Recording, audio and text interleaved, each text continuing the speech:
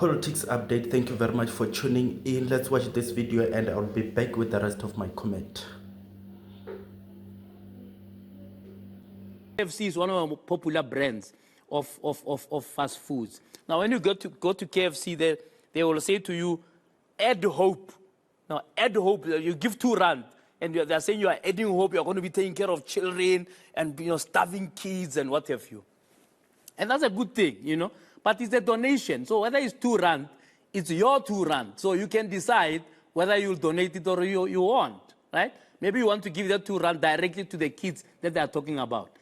In that program, it tells us firstly that half the time the money gets to those kids you are donating for, way too late or maybe too infrequently. But that's not even the biggest scandal. The biggest scandal is that if you are a cashier at KFC and I come and I don't donate the R2, I am actually threatening your job. Can you believe it? Can you believe such a scandal, right? That actually the R2 is a target. The management makes it a target for people who are at the tills. But no, but watch. Therefore, your performance comes under question. I don't understand that level of evil. I just don't. Because you are using a good thing to be bad to your own staff. I mean,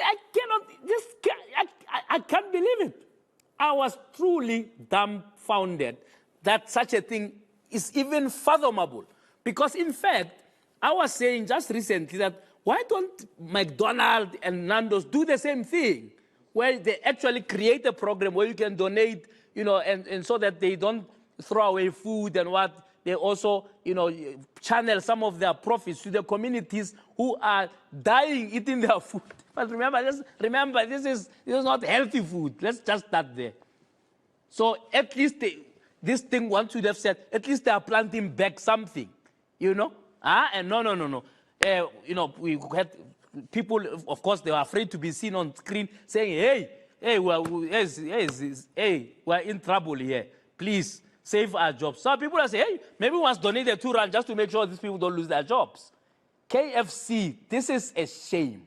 But it's not a shame in isolation.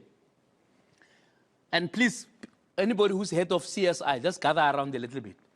CSI is not PR stunt. Corporate social investment must be an investment back into communities. If you get PR mileage out of it, it should be an accident.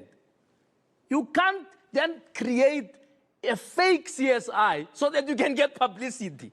I mean, the South African corporates, are full of shamelessness. They are full of shame. And there is a big corporate who will remain nameless just for tonight. These guys say, hey, what can we do on CSI? Hey, man, this thing is too much trouble, man. But hey, 1%, let's buy computers. Mara, let's take these computers to the Eastern Cape. In some rural place, the school doesn't have electricity. But the computers, they just dump them.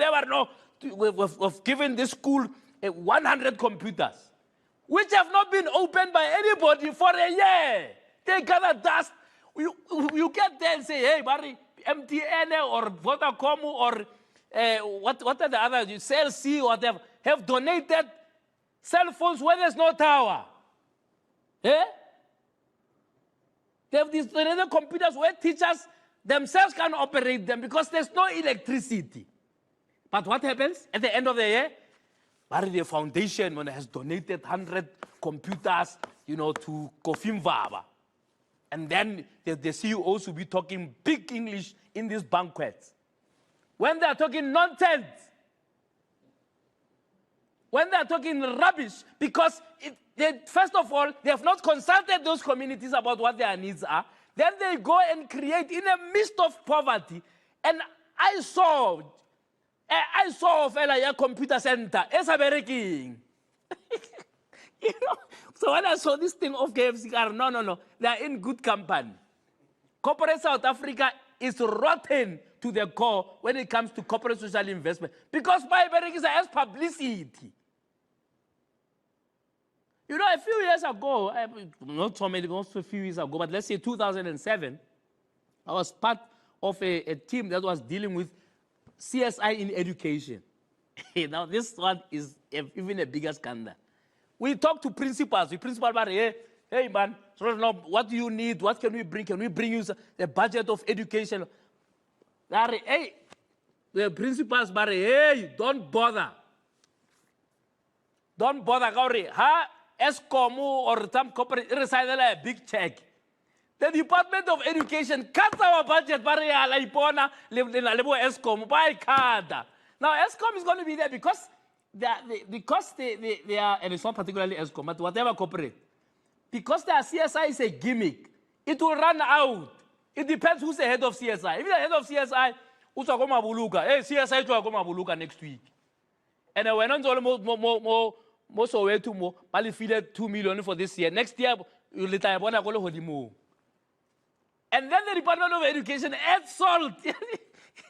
Salt to the wound, Maria, La Ipona, Linarewe Escomorale, Kata budget alu. No, it's not me. This is what the principal said. Kamo Haram meeting. I know that the premier was the MEC of Education. So that's how offense him. But this is what happened. The principals told us this.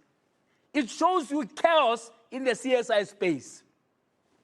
And KFC is a poster boy or girl for nonsense.